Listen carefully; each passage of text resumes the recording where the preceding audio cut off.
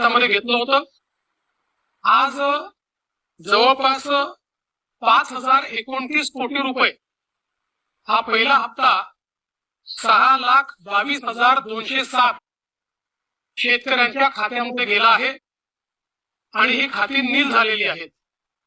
मध्यंतरी काही गैरसमज असे झाले होते की आमच्यावरचं कर्ज जास्ती दिसतंय आणि आमच्या नावावर अप्रूव्ड पैसे कमी आहेत। त्याचं कारण जे काही एनपीए वर लावलेलं व्याज होतं त्या व्याजामुळे ते जास्त दिसत होतं। बँकांनी ते व्याज रद्द केल्यामुळे आता अकाउंट मधले पैसे आणि शासनाने त्यांच्या अकाउंटला भरलेले पैसे म्हणजे कर्जाचे पैसे अकाउंट मधले आणि शासनाने भरलेले पैसे हे सारखे असल्यामुळे ही अकाउंट नील झालेली आहेत। आता रोज